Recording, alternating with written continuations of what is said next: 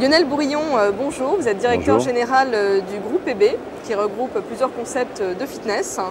Donc vous avez développé plusieurs concepts, est-ce que vous pouvez nous rappeler un peu les spécificités de chaque enseigne du groupe? Tout à fait, nous avons aujourd'hui 4 concepts. Le concept Moving depuis 1985, le concept Lady Moving depuis 2006, 100% femmes, le concept Garden Gym que nous avons depuis 2005 mais que nous allons repositionner sur le thème du biofitness, le club citoyen, le fitness citoyen, et puis depuis 2009 le concept Fitness Park low cost pour tous.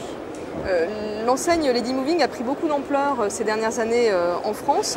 Où en est son développement précisément et quels sont vos objectifs avec cette enseigne sur la France et peut-être pourquoi pas à l'international?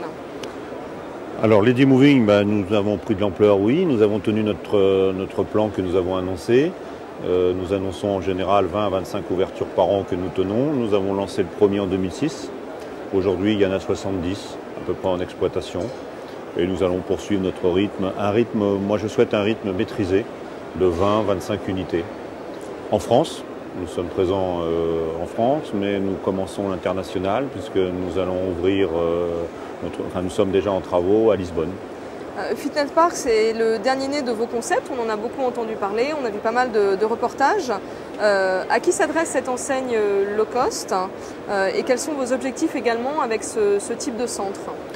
Alors, Fitness Park, le low cost, le fitness pour tous low cost, c'est un concept complètement différent et original. D'abord, c'est un concept en libre service, donc qui s'adresse à une typologie de clientèle. Nous l'avons lancé en 2009, d'abord en région parisienne, où nous avons 2 unités. Nous allons ouvrir Paris au mois de septembre.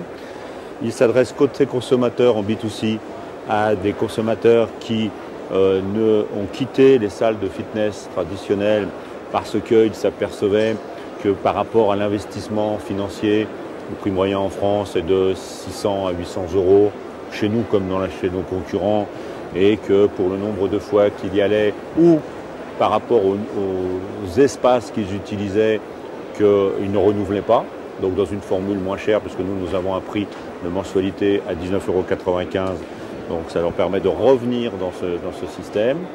Et puis ça permet aussi à des gens, la crise malheureusement étant là aussi économique, qui n'ont pas le budget nécessaire d'investir 69 € par mois, de venir trouver une offre plus restrictive, mais très haut de gamme. Donc, comme on le dit, comme l'a dit votre confrère de M6, on met le paquet sur le matériel, on met le paquet sur toutes les infrastructures, mais c'est en libre service. Par contre, nous compensons aussi cela par un 6h-23h, 365 jours par an. Ça, c'est côté B2C. Côté B2B, nous nous adressons à des investisseurs ou des gens évidemment qui veulent s'investir dans un club et le gérer. Mais à contrario de nos autres enseignes, des enseignes du marché comme Moving, Lady Moving ou Garden Gym, sur lesquelles nous ne prenons jamais d'investisseurs. Nous prenons que des investisseurs commerçants, exploitants. A l'inverse, Fitness Park est un produit d'investisseur qui peut être géré par un gérant comme pour une station-service de lavage ou comme un hôtel en libre service. Alors, vous venez justement de parler du profil d'investisseurs, de partenaires que vous recherchez. Parlons un peu chiffres. Les centres de fitness se positionnent sur des grosses surfaces. Est-ce qu'il faut avoir beaucoup d'argent pour investir sur un centre de fitness? Et est-ce qu'il faut provenir de ce milieu où c'est ouvert un peu à tout le monde? Est-ce qu'un créateur qui n'a jamais fait ça avant peut s'implanter sur ce domaine? Il y a beaucoup de questions dans votre question. Il y a beaucoup de questions. On va reprendre. Combien ça coûte de créer un fitness en général? Exactement. Un fitness de qualité. Je vois beaucoup de choses sur le marché, je vois beaucoup de choses sur le salon de la franchise avec des prix complètement irraisonnables. Bon. Qu'est-ce que vous voulez que je vous dise? Il y a toujours des opportunistes qui viennent saisir, qui essayent de saisir des opportunités. L'important c'est de durer et on verra.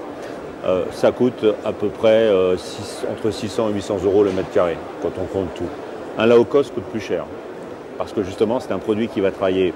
Et sur Paris nous allons ouvrir 24 heures sur 24, 365 jours par an. Mais même en 6h, 23h, 365 jours par an, c'est des produits qui vont être mis à rude épreuve, je dirais. Donc ça doit être obligatoirement du matériel haut de gamme et du matériel très sécurisé. Et tout, c'est connu, tout coûte cher. Donc voilà, donc nous faisons des centres à partir de 120 mètres carrés pour Lady Moving. Un franchisé peut y rentrer avec 30 000 € d'apport, 30 000 € d'emprunt, et nous lui louons, nous faisons un prêt d'honneur de 30 000 € pour la location de son matériel. Donc, vous voyez, ça c'est le plus petit ticket pour rentrer. Et puis après, c'est 40 000, 80 000, 150 000 et 250 000. Pour faire un fitness park, on demande un apport nécessaire de 250 000 € de fonds propres. Et concernant alors le profil des gens qui vous rejoignent, est-ce que c'est des gens qui avaient déjà un pied dans le fitness? Pas du tout. Est-ce qu'il y a une typologie commune à vos franchisés? Sur 150 unités, on a de tout. On a des gens évidemment qui sont des passionnés, des gens qui viennent du fitness, des gens qui étaient profs de gym ou profs de sport, et puis on a des commerçants. C'est pas toujours un plus de venir du métier parce qu'on a des habitudes. Hein. C'est comme quand on va au ski, vaut mieux commencer par un moniteur que d'apprendre à skier tout seul parce qu'après c'est plus difficile de perdre des mauvaises habitudes. Donc nous on préfère plutôt des gens qui ont une logique commerciale, qui sont organisés, méthodiques et qui ont l'état d'esprit de respecter des process. La franchise c'est un métier de process, c'est un métier de ratio, c'est pas un métier d'intuition. Donc dans l'absolu, j'aime bien les gens qui ne connaissent pas cet univers. Pour parler un peu plus généralement du monde du fitness, quelles sont les spécificités de ce secteur en France, peut-être par rapport à d'autres pays où le fitness est très développé, je pense notamment aux États-Unis? Est-ce qu'il y a une spécificité du marché français? La pénétration du marché français est aux alentours de 7% de la population inscrite dans un fitness privé. Mais il y a le site tissu associatif. Et sur les tissus associatifs, on n'a pas beaucoup de chiffres. Aux États-Unis, tout est en structure privée. Le taux de pénétration est de 14%. Moi, quand j'ai commencé il y a 20 ans, 25 ans, parce que c'était en 1985, il y avait 1% de la population. Et en Russie, c'est 0,8 aujourd'hui. Vous voyez, donc la marge de manœuvre est importante. À New York, 33% des New-Yorkais sont inscrits dans un club de fitness. Donc c'est un marché qui est croissant. On est en croissance permanente depuis 25 ans. Pas avec des croissances à 2 chiffres chaque année, loin s'en faut, on n'est pas dans l'Internet, mais ça fonctionne bien. Et puis surtout récemment, par la prise de conscience du consommateur sur le manger, bouger, et nous c'est bouger, c'est vivre, donc ça nous va bien. Les médecins référents, la prévention santé, tout ça, ce sont des dimensions que les gens intègrent et qui les amènent à faire une activité physique. Donc pour nous, ça nous pousse bien le marché. Vous abordez un point intéressant. Dernièrement, un centre de fitness a expliqué qu'il avait réussi à nouer un contact avec une mutuelle qui va désormais prendre en charge une partie de l'abonnement. Est-ce que ça, c'est quelque chose qui va se généraliser? On a bien vu que effectivement, le lien était fait entre santé, professionnels de la santé et centre de fitness. Est-ce que vous pensez que ça va évoluer encore? Je pense. Nous, on y travaille dessus. On a déjà des accords qui sont pratiquement définis avec des compagnies de mutuelles santé. Ça existe déjà dans des pays européens, des prises en charge totales, pas totales, partielles des mutuelles ou des mesures incitatives. Ça fait partie de nos perspectives de développement, tout à fait.